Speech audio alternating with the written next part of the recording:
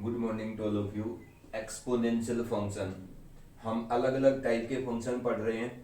आज मैं आपको बताता हूँ एक्सपोनेंशियल फंक्शन क्या है। ये भी एक यूनिक फंक्शन है, पढ़िएगा। हम इसका ग्राफ, इसका डोमेन, रेंज और इसकी प्रॉपर्टीज पढ़ते हैं। देखिएगा क्या होती है एक्सपोनेंशियल फंक्शन की पहचान। सबसे पहले f x is equal to a की पावर एक्स।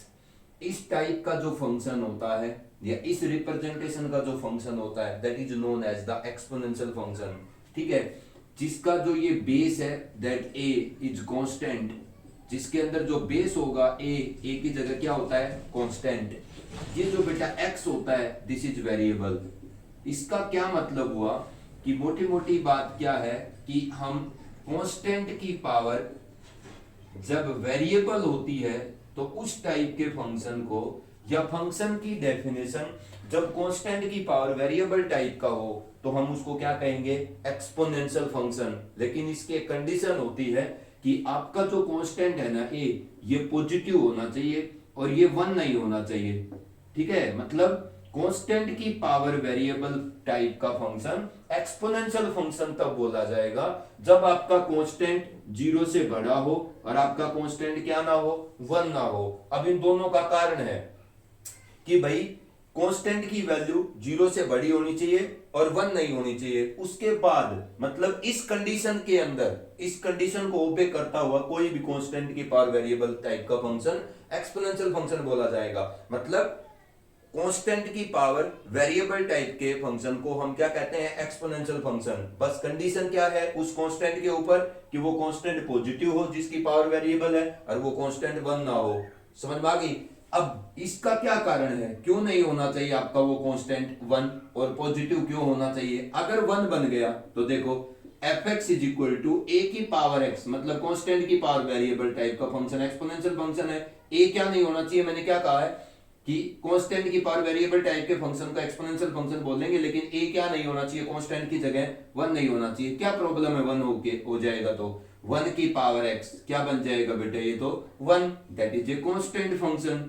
इसको तो क्या कहते हैं हम, कांस्टेंट फंक्शन कहते हैं। ठीक है, तो इसका मतलब अगर a की पावर x आपका एक्सपोनेंशियल फंक्शन है तो a must not be equal to 1, क्योंकि a 1 बन गया तो फिर ये a की पावर x तो 1 होता है। a की पावर x अगर 1 हो गया तो किसी वेरिएबल का फंक्शन जब किसी कांस्टेंट नंबर के इक्वल आता है तो उसको तो हम कांस्टेंट फंक्शन कहते हैं। तो फिर इसको आप एक्सपोनेंशियल फंक्शन के नाम से नहीं पुकार सकोगे अगर आपका कांस्टेंट की जगह क्या हो गया, 1। ठीक है, दूसरी बात, अगर नेगेटिव हो गया तो क्या दिक्कत है, ये एफ एक्स ही है, चाहे आप इसको क्या लिख सकते हो, y लिख सकते हो।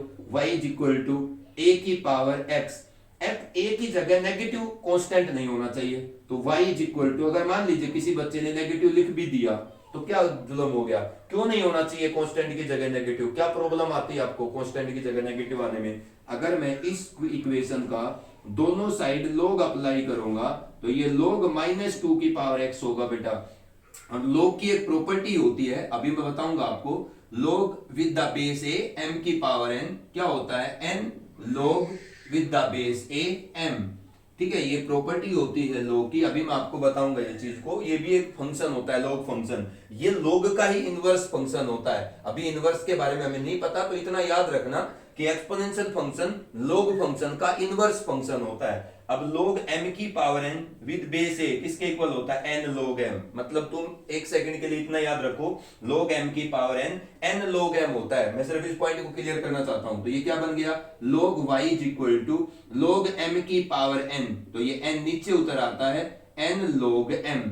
अब ये क्या चीज है, this can not be calculated, can not be calculate, this can not be calculated. इस चीज को आप कैलकुलेट नहीं कर सकते, क्यों, क्योंकि नेपियर ने log को डिस्कवर किया था, या नेपियर ने जब log को इजाद किया तो उसने नेगेटिव नंबर का log आपको प्रोवाइड नहीं किया हुआ। जितनी भी आज तक आप बेटा log की वैल्यू यूज करते आए हो वो पॉजिटिव नंबर का log यूज करते आए हो, कभी आपने log टेबल नेगेटिव वैल्यू की नहीं देखी होगी। इसलिए ये चीज अगर एग्जिस्ट नहीं करती तो इस इक्वेशन के ऊपर जब मैं दोनों साइड log अप्लाई करता हूं तो ये चीज गलत आती है। इसका मतलब ये चीज सही नहीं है। अगर ये सही नहीं है तो y is equal to a की पावर x के अंदर a नेगेटिव नहीं हो सकता। वो इस वजह से हमने इस चीज को मना किया। ठीक है, मतलब हम कांस्टेंट की पावर वेरिएबल टाइप के फंक्शन को कांस्टेंट की पावर वेरिएबल टाइप के फंक्शन को एक्सपोनेंशियल फंक्शन बोलेंगे, लेकिन कांस्टेंट के ऊपर एक कंडीशन है कि आपने कांस्टेंट की जगह पॉजिटिव नंबर लिख लेना होगा और कांस्टेंट 1 नहीं लेना होगा। मतलब कांस्टेंट की जगह मतलब कांस्टेंट की पावर वेरिएबल टाइप के फंक्शन को एक्सपोनेंशियल फंक्शन बोलेंगे, लेकिन कांस्टेंट की जगह क्या नहीं आएगा, कभी भी नेगेटिव नंबर नहीं आएगा और कभी भी कांस्टेंट की जगह 1 नहीं आएगा। ठीक है, नहीं तो फिर वो एक्सपोनेंशियल फंक्शन के नाम से नहीं पुकारा जाएगा। ठीक है, मतलब 1 की पावर वेरिएबल होगा, मतलब इस कांस्टेंट की जगह 1 होगा, ऊपर वेरिएबल होगा, तो उसको आप एक्सपोनेंशियल फंक्शन नहीं कहेंगे, उसको तो हम कांस्टेंट फंक्शन बोलेंगे। अगर कांस्टेंट की जगह नेगेटिव लिख दिया, ऊपर वेरिएबल लिख दिया, तो वो फंक्शन आपका एग्जिस्ट नहीं करता। और किसका इनवर्स फंक्शन होता है? ये लॉग फंक्शन का इनवर्स होता है, ये लॉग का इनवर्स होता है, इतना याद रखना आप। ठीक है, अभी आपको इनवर्स के बारे में नहीं पता, मैं ज्यादा बोलूंगा ज्यादा कोई फायदा नहीं है। A positive a not equal to 1। अब मैंने क्या कहा है कि a की पावर x मतलब कांस्टेंट की पावर वेरिएबल टाइप के फंक्शन को हम एक्सपोनेंशियल फंक्शन कहते हैं। कंडीशन किस पे, शर्त किस पे है? a पे।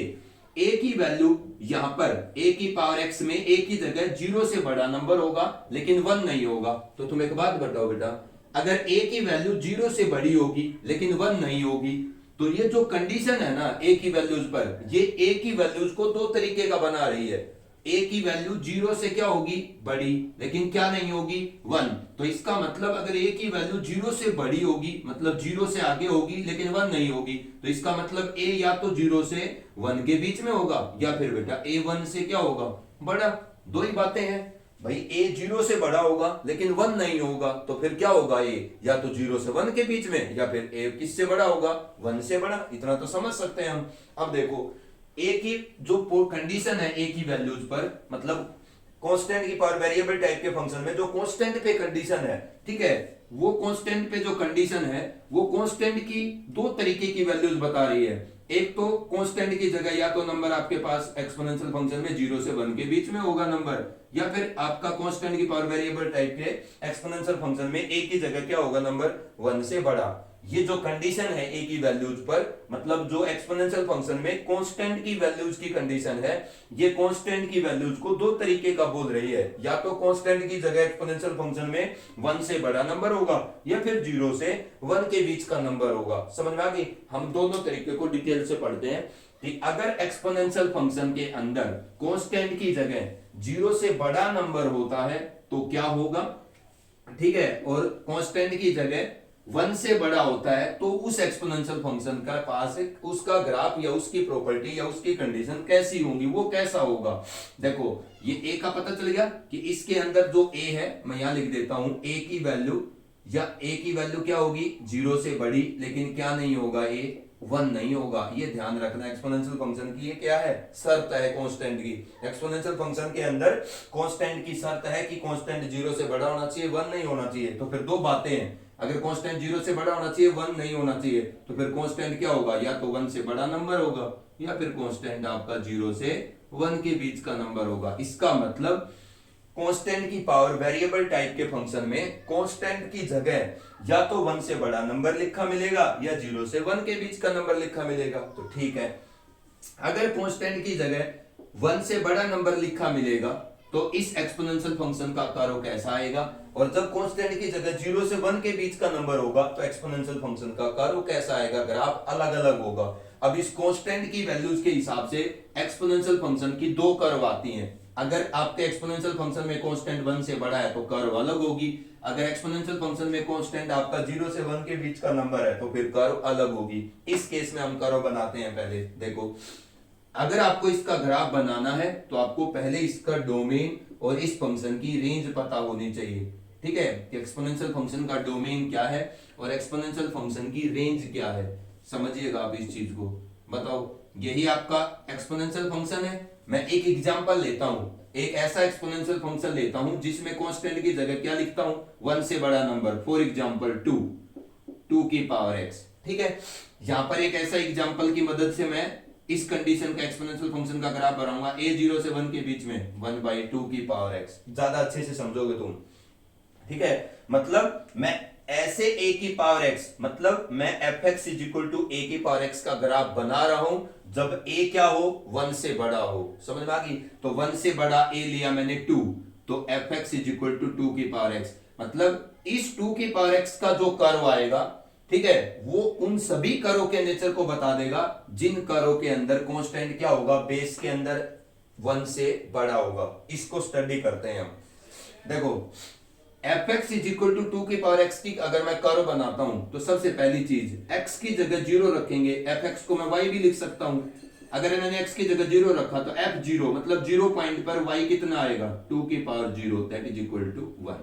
समथिंग की पावर 0 क्या होता है, 1। इसका क्या मतलब हुआ कि x की वैल्यू 0 पर 2 की पावर x की जो कर्व है उसका सॉल्यूशन क्या मिलता है, y1 मिलता है। x की वैल्यू 0 पर 2 की पावर x का ग्राफ कहां मिलेगा आपको, 1 पे, क्योंकि x की वैल्यू 0 पर y कितना आ रहा है, 1। तो x की वैल्यू 0 रखने पर अगर इस फंक्शन से y1 आता है तो इसका एक सॉल्यूशन ढूंढ लिया मैंने। कौन है इसका एक सॉल्यूशन, मतलब fx इज इक्वल टू 2 की पावर x का एक सॉल्यूशन कौन है, ये 0 1 पॉइंट है।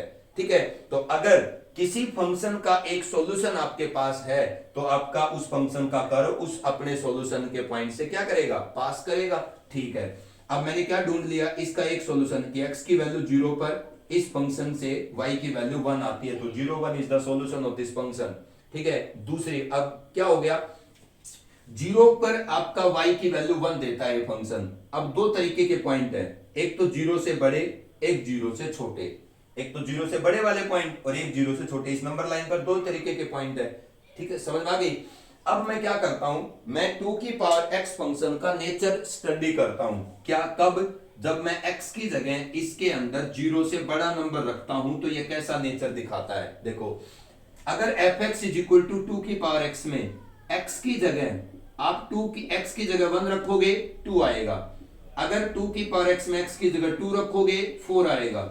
अगर x की जगह 3 रखोगे 8 आएगा। इसका क्या मतलब है, जैसे जैसे मैं x बढ़ा रहा हूं 2 की पावर x में तो मेरा y भी क्या कर रहा है, बढ़ रहा है। इसका मतलब जो x की वैल्यू 0 से बड़ी है, इन x की वैल्यूज के कोरस्पोंडिंग 2 की पावर x एक्सपोनेंशियल फंक्शन का नेचर इंक्रीजिंग टाइप का है। इंक्रीजिंग टाइप का मतलब जैसे जैसे इनपुट इंक्रीज करती है आपकी आउटपुट भी क्या करती है, इंक्रीज करती है। किसके लिए, उन x की वैल्यू के लिए जो 0 से बड़ी है। इसका मतलब जो x की वैल्यू 0 से बड़ी है उन x की वैल्यूज के कोरस्पोंडिंग आपका जो फंक्शन है 2 की पावर x, इसका कर्व किस तरीके का आएगा, इंक्रीजिंग टाइप का। fx इज इक्वल टू 2 की पावर x के अंदर अगर 0 से बड़ी इनपुट रखता हूं तो जैसे जैसे मैं x बढ़ा रहा हूं, 0 से बड़ा जब मैं x बढ़ा रहा हूं, ठीक है, x की जगह 0 से बड़ा 1 रख रहा हूं, 2 रख रहा हूं, 3 रख रहा हूं, 4 रख रहा हूं, तो जैसे जैसे मैं x बढ़ा रहा हूं 0 से आगे, वैसे वैसे मेरा y भी इस फंक्शन से क्या कर रहा है, बढ़ रहा है। तो इसका मतलब इससे आगे इसका कर्व का नेचर कैसा है, इंक्रीजिंग टाइप का है। तो ये मैंने क्या क्या बना दिया कि 0 से आगे इस पॉजिटिव एक्स एक्सिस पर जितने भी पॉजिटिव एक्स हैं उनको रखोगे तो अगर आप जितना एक्स बढ़ाओगे उतना यहां से आपको y की वैल्यू भी क्या मिलेगी, ज्यादा, क्योंकि x की वैल्यू 1 पर यहां से y क्या मिलेगा, 2। x की वैल्यू 2 पर 2 की पावर 2 क्या मिलेगा y, 4। x की वैल्यू 3 पर 2 की पावर 3 y क्या मिलेगा, 8। x की वैल्यू 4 पर 2 की पावर 4 16। जैसे जैसे x बढ़ रहा है तो y की वैल्यू उसी रेट से क्या कर रही है, इंक्रीज कर रही है। तो ये मैंने क्या बनाया कि 0 से बड़ी जो x की वैल्यूज हैं उनके कोरस्पोंडिंग जैसे जैसे x बढ़ता है y भी बढ़ता है। देख लो आप इस कर्व का नेचर क्या इस चीज को शो करता है कि नहीं करता। देख लो, ये कोई x की वैल्यू है, क्या ये कर्व सही है, ये कोई x की वैल्यू है a और ये आगे x की वैल्यू है b, है ना। मैं इस कर्व को चेक करता हूं कि क्या ये कर्व सही है, x इंक्रीज करने पर y इंक्रीज कर रहा है। x की वैल्यू a पर इस कर्व पे चले जाओ, y किधर है, इस x की वैल्यू a पर इस कर्व से y यहां मिलता है, सही है। और x की वैल्यू b पर इस कर्व पे जाओ, y क्या है, x is equal to b पर जो इस कर्व के पॉइंट के सामने ये परपेंडिकुलर डिस्टेंस x एक्सिस से यहां मिलता है। तो देखो, अगर ये a है ये b है तो b a से बड़ा है, तो b के ऊपर जो फंक्शन से आउटपुट मिल रही है y की वैल्यू वो a पर जो मिल रही है उससे क्या है, बड़ी है।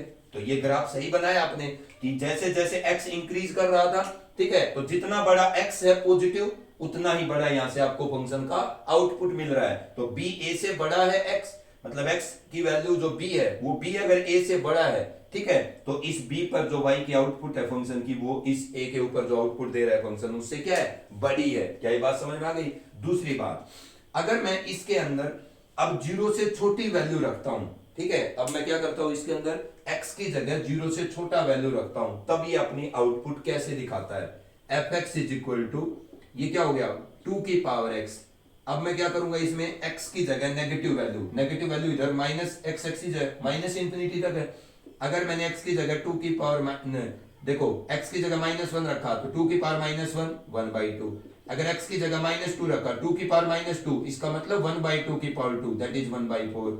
अगर x की जगह -3 रखा 2 की पावर -3 1/2 की power 3 that is equal to 8। जैसे जैसे मैं x नेगेटिव के अंदर बड़ा कर रहा हूं, वैसे वैसे मेरा y का वैल्यू क्या कर रहा है, डिक्रीज कर रहा है। देख लो, x की वैल्यू -1 पर y 1/2 आया, x की वैल्यू -2 पर y 1/4 आया, x की वैल्यू -3 पर y कितना आया, 1/8 आया। इसका मतलब जैसे जैसे मैं x नेगेटिव में इधर आ रहा हूं, -1 -2 -3 -4, तो y की वैल्यू क्या कर रही है मेरी, 1/2 1/4 1/8, किसकी तरफ अप्रोच कर रहा है, 0 की तरफ।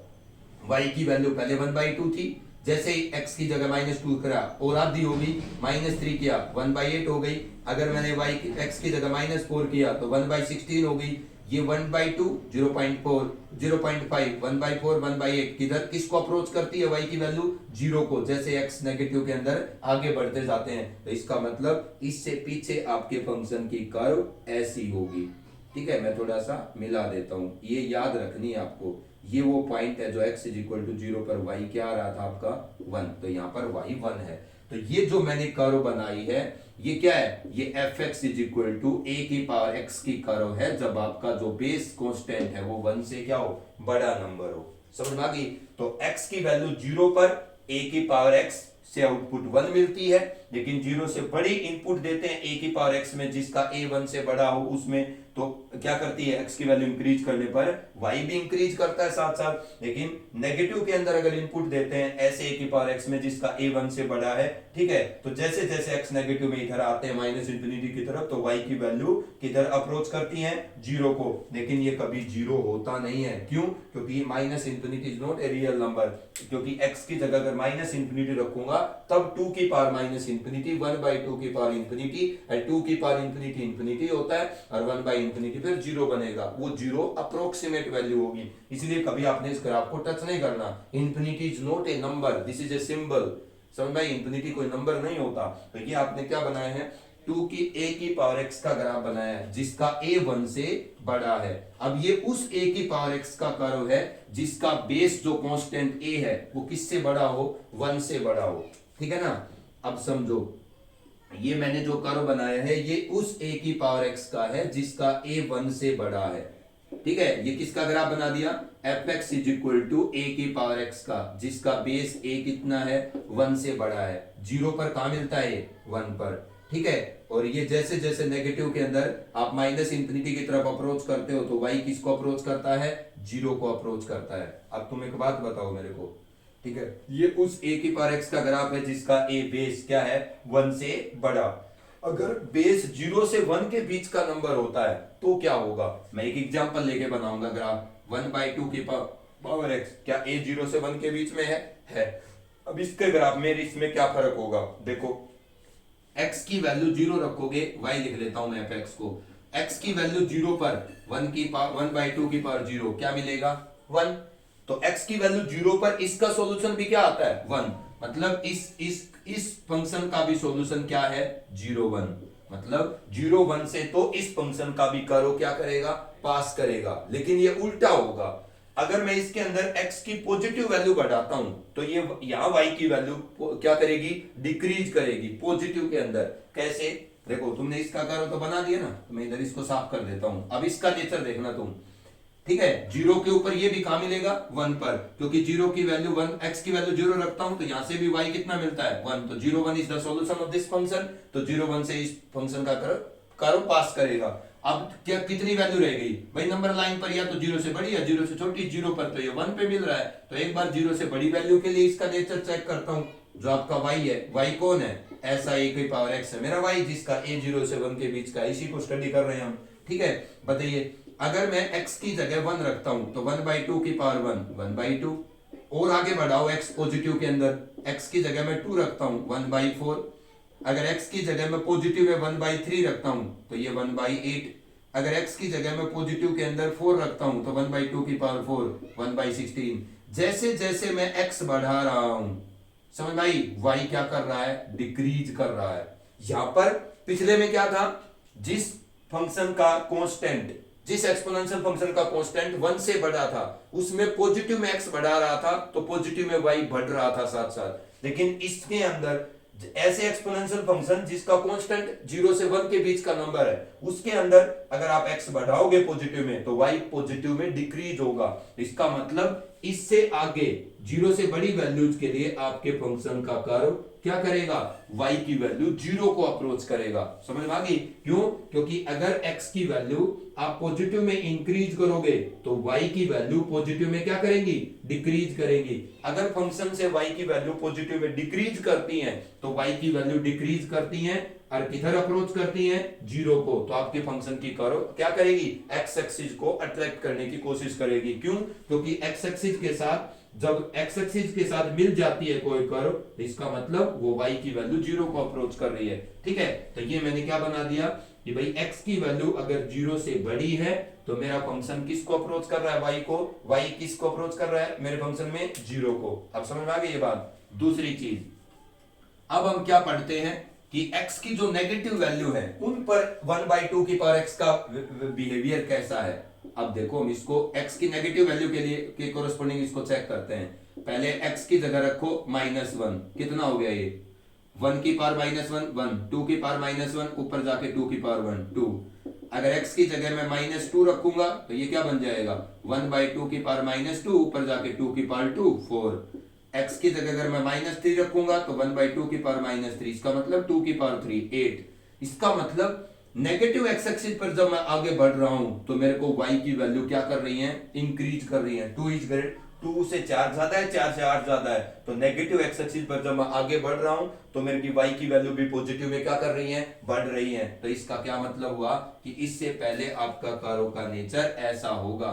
ठीक है, अब ये देखो क्या बता रही है कि जैसे जैसे आप नेगेटिव में बढ़ेंगे, ठीक है, y की वैल्यू पॉजिटिव में बढ़ेंगी। देखो बढ़ेंगी, ये कोई नेगेटिव में मैं चेक करके बताता हूं, ये x is equal to -a number है, ठीक है, और यहां कौन है, x is equal to -b number है।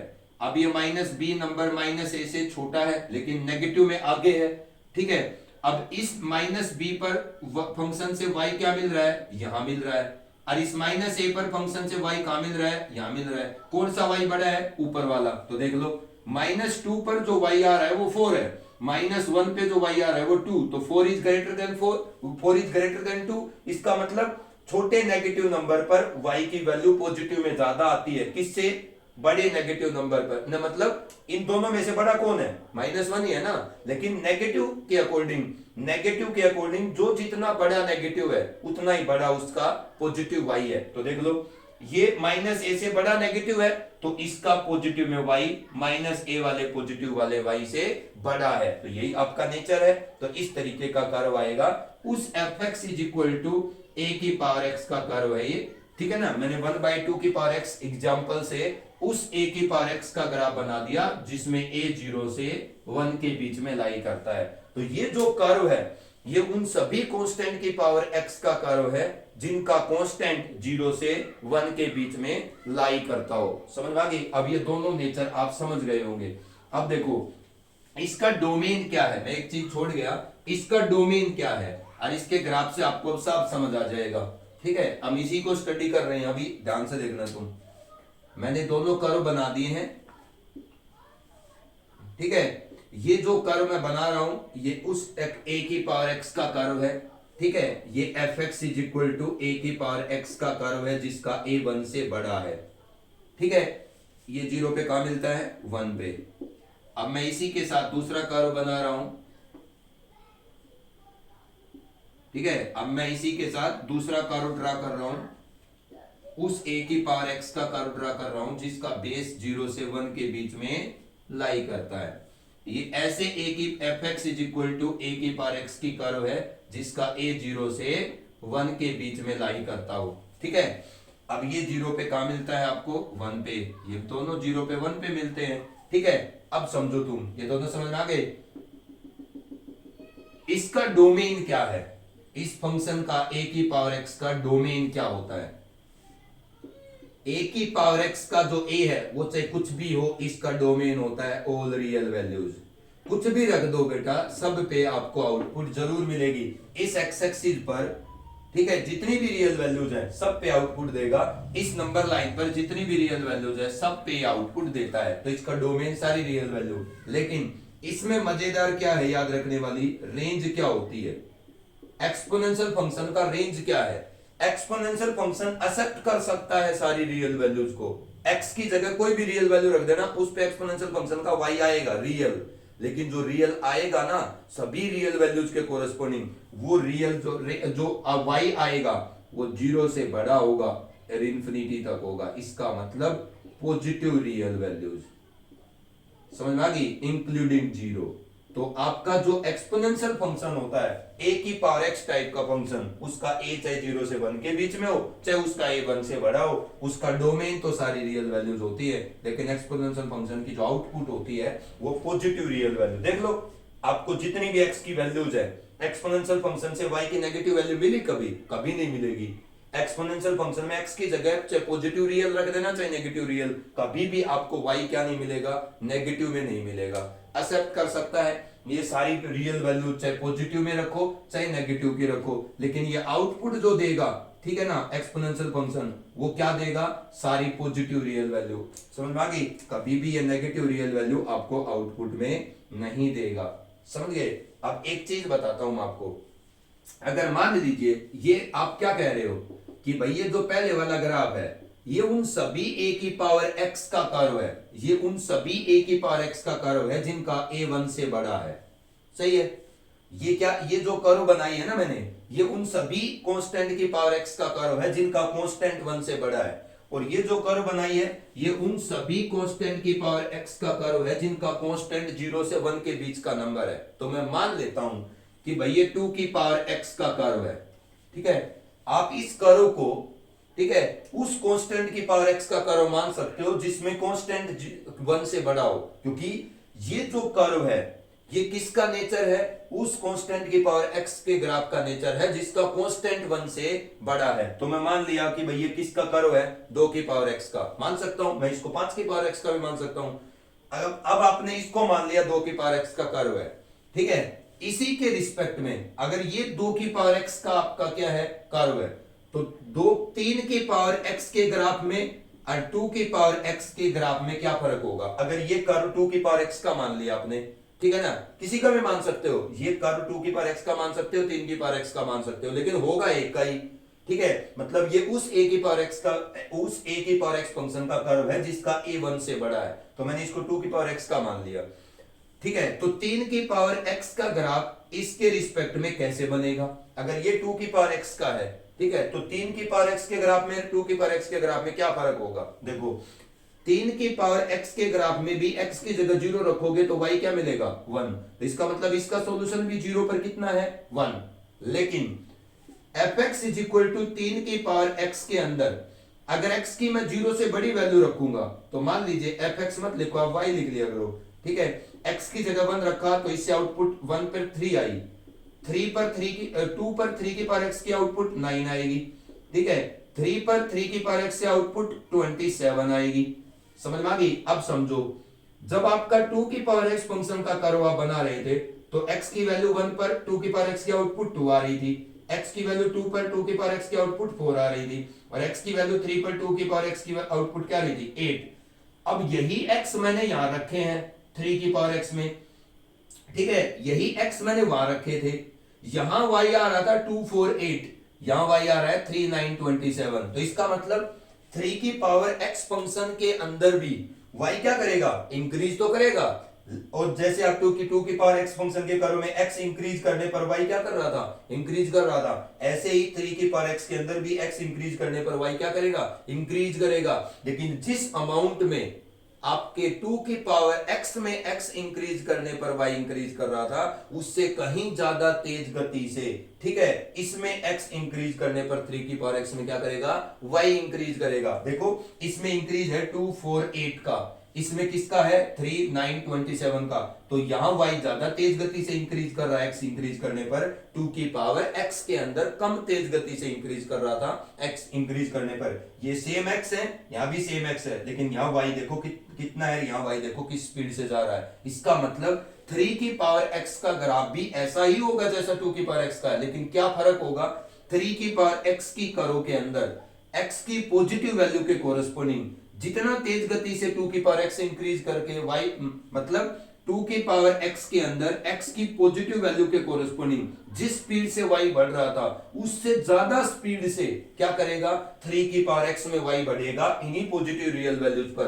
तो अगर इन पॉजिटिव रियल वैल्यूज पर 3 की पावर x का y ज्यादा तेज गति से इंक्रीज करेगा, तो 3 की पावर x का कर्व 0 1 तो सॉल्यूशन रखता ही है, लेकिन इन पॉजिटिव रियल वैल्यू पर जितना स्पीड से 2 की पावर x y की वैल्यू को इंक्रीज कर रहा था, उससे ज्यादा तेज गति से अगर 3 की पावर x अपनी y की वैल्यू को इंक्रीज करता है, तो 3 की पावर x का कर्व y एक्सिस के ज्यादा नजदीक जाएगा। समझ में आ गई, ये बात समझ में आ गई कि अगर किन्हीं x की वैल्यूज पर आपके फंक्शन से आने वाली y की वैल्यू प्रीवियस फंक्शन से आने वाली y की वैल्यू से ज्यादा बड़ी है, ज्यादा तेज गति से इंक्रीज हो रही है, तो आपके फंक्शन की कर्व y एक्सिस को क्या करेगी, अट्रैक्ट करेगी, मतलब y एक्सिस की तरफ अप्रोच होगी। समझ गए। अब यहां इससे पीछे देखो, अगर x की वैल्यू नेगेटिव में रख रहा हूं मैं, तो मैंने 2 की पावर x में रखा, ठीक है, तो एक तो 2 की पावर x में x की नेगेटिव वैल्यू रखी, और एक मैं रख रहा हूं अब 3 की पावर x में, तो 2 की पावर -1 कितना होगा, 1/2। अगर यही x की वैल्यू मैं 3 की पावर x में रख रहा हूं, ठीक है, तो 3 की पावर -1 1/3, कौन बड़ा है, 1/2 बड़ा है, ठीक है। अगर x की वैल्यू -2 पुट करता हूं तो यहां आएगा 1/4, यहां x की वैल्यू -3 पर कितना आएगा, 1/27, और ये देखो 1/2 से 1/4 हुआ, ये तो तुरंत ही 1/3 से कहां चला गया, 1/27 पर। तो इसमें क्या देख रहा हूं मैं कि नेगेटिव वैल्यू के कोरस्पोंडिंग, ठीक है, जितना मैं नेगेटिव में आगे बढ़ रहा था, 2 की पावर x जिस तेज गति से पॉजिटिव में y को डिक्रीज कर रहा था, 3 की पावर x उससे ज्यादा तेज गति में y को क्या करेगा, डिक्रीज करेगा। इसका मतलब जितना तेज गति से y को डिक्रीज करेगा, उतना ही ग्राफ आपका x एक्सिस को क्या करेगा, नेगेटिव x एक्सिस को क्या करेगा, इधर अट्रैक्ट करेगा। देख लो, जिस स्पीड से इसका y डिक्रीज कर रहा था नेगेटिव x की वैल्यू के कोरस्पोंडिंग, 3 की पावर x फंक्शन का कर्व का y उससे ज्यादा तेज गति से क्या करेगा, डिक्रीज करेगा y की वैल्यूज को, अगर आप x की वैल्यू नेगेटिव में बढ़ाओगे तो। अगर मान लीजिए कोई बच्चा 5 की पावर x का कर्व बनाना चाहता है, तो इन दोनों के रिस्पेक्ट में 5 की पावर x का कर्व अगर मेरे को बनाना है, तो 5 की पावर x फंक्शन की कर्व में क्या फर्क होगा, fx = 5 की पावर x फंक्शन की कर्व में x की वैल्यू 0 पर ये भी 1 पे मिलेगा, x की वैल्यू 0 रखोगे तो ये भी 1 पे मिलेगा, लेकिन x की अगर पॉजिटिव वैल्यू इंक्रीज करूंगा इसके अंदर, तो जितनी तेज गति से ये y की वैल्यू बढ़ा रहे थे ना, x की पॉजिटिव वैल्यू इसमें बढ़ाने पर, उससे कहीं तेज गति से ये बढ़ाएगा, ये x की वैल्यू 1 पर, यहां से y क्या आएगा 5, 2 पर कितना आएगा, डायरेक्ट 25, 3 पर 125, तो इसका मतलब 5 की पावर x फंक्शन का कर्व पॉजिटिव x की वैल्यू पर y की वैल्यू इन दोनों से ज्यादा तेज गति से बढ़ा रहा है, तो आपका 5 की पावर x फंक्शन का कर्व इस पॉजिटिव y एक्सिस को अट्रैक्ट ज्यादा क्या करेगा, मतलब y एक्सिस के नजदीक आएगा। जितना y तेज गति से बढ़ेगा x की वैल्यू पर, उतना ही आपके फंक्शन का कर्व क्या करेगा, पॉजिटिव y एक्सिस की तरफ आएगा, ठीक है। और पीछे क्या होगा, पीछे उल्टा होगा इसका, तो ये जितनी नेगेटिव x की वैल्यूज है इनके कोरस्पोंडिंग इसका कर्व इन दोनों से क्या होगा, नीचे, ठीक है, क्योंकि ये पीछे जितना ये डिक्रीज कर रहे थे उससे कहीं ज्यादा ये डिक्रीज करेगा, क्योंकि जितना ज्यादा इंक्रीज करेगा उतना ज्यादा डिक्रीज भी करेगा। तो ये क्या है, ये 2 की पावर x, 3 की पावर x और 5 की पावर x किसी का भी बना सकते हो आप, समझ गए। रफ स्केच मैंने बता दिया कि a की पावर x का कर्व जिसका a 1 से बड़ा है, उसका रफ स्केच a से बना देंगे आप, 0 पे 1 पे मिलता है। और यहां पर क्या होगा, यहां पर उल्टा होगा। अगर आपका 1/2 की पावर x का एक कर्व है, मान लिया इसको मैंने, मतलब ये किसका कर्व बना रखा है आपने, ये उस a की पावर x का कर्व है जिसका a 0 से 1 के बीच का नंबर है, तो 1/2 की पावर x का कर्व मान लेता हूं इसको मैं। इसके रिस्पेक्ट में 1/3 की पावर x का कर्व क्या आएगा, y = 1/3 की पावर x का। अगर इसमें पॉजिटिव वैल्यू x की बढ़ाओगे तो जितना तेज गति से ये y डिक्रीज करेगा ना, उससे क्या करेगा, कहीं ज्यादा तेज गति से इसका y क्या करेगा, डिक्रीज करेगा। देख लो, y इज इक्वल टू 1/3 की पावर x की जगह 1 रखूंगा 1/3, अगर x की जगह 2 रखूंगा तो ये 1/9, अगर x की जगह मैं 3 रखूंगा तो 1/3 की पावर 3 1/27। क्या कर रहा है, y की वैल्यू डिक्रीज कर रहा है। x इंक्रीज करने पर y की वैल्यू किधर अप्रोच कर रही है, जीरो को। अरे जितना डिनोमिनेटर में नंबर बढ़ता जाएगा ना, उतना ही वो जो फ्रैक्शन है वो जीरो की तरफ बढ़ता जाएगा। इसका मतलब इससे आगे ये जितना जल्दी y डिक्रीज कर रहा था, जीरो की तरफ जा रहा था, उससे ज्यादा तेज गति से ये जीरो की तरफ जाएगा। कौन, 1/3 की पावर x। और इधर क्या होगा, फिर इधर उल्टा हो जाएगा। ठीक है, जितना ये बढ़ रहा था पॉजिटिव y की वैल्यू के कोरस्पोंडिंग नेगेटिव x की वैल्यू के कोरस्पोंडिंग, जितना ज्यादा ये y की वैल्यू पॉजिटिव में दे रहा था, उससे ज्यादा ये पॉजिटिव में देगा y की वैल्यू। ठीक है, तो इनपुट के कोरस्पोंडिंग अगर y ज्यादा हो रहा है पिछले से, तो ग्राफ पॉजिटिव y एक्सिस की तरफ जाएगा, और अगर y कम हो रहा है तो ग्राफ आपका x एक्सिस को अट्रैक्ट करेगा। समझ भाई, मतलब जो आप इनपुट देते हो, उन इनपुट के कोरस्पोंडिंग आपका जो y है, ठीक है, वो पिछले वाले से ज्यादा तेज गति से इंक्रीज कर रहा है, तो आपके फंक्शन का कर्व पिछले वाले के रिस्पेक्ट में पॉजिटिव y एक्सिस के ज्यादा नजदीक होगा। समझ में आ गई। और इनपुट्स के कोरस्पोंडिंग अगर आपके फंक्शन का y जो है वो पिछले के रिस्पेक्ट में ज्यादा कम हो रहा है, तो आपके फंक्शन का कर्व x एक्सिस के ज्यादा नजदीक जाएगा, उस पिछले वाले के रिस्पेक्ट में ज्यादा x एक्सिस को नजदीक से स्पर्श करेगा। तो ये किसका कर्व है, ऊपर वाला 1/3 की पावर x। अगर नीचे वाले को मैं क्या मानता हूं, 1/2 की पावर x का। अगर मैं 1/5 की पावर x का बनाऊं तो इधर क्या करेगा, ज्यादा y डिक्रीज करेगा, और इधर क्या करेगा, फिर नेगेटिव के ऊपर ज्यादा y इंक्रीज करेगा पॉजिटिव के अंदर 1/5 की पावर x। इस तरीके से आप ये एक्सपोनेंशियल फंक्शन का मैंने सिस्टम बताया है। डोमेन क्या है, रेंज क्या है, कंडीशन क्या है, एक्सपोनेंशियल फंक्शन की कर्व एक के रिस्पेक्ट में दूसरे की हम कैसे ड्रॉ करते हैं। ठीक है, एक फंक्शन मैंने आपको समझा दिया है।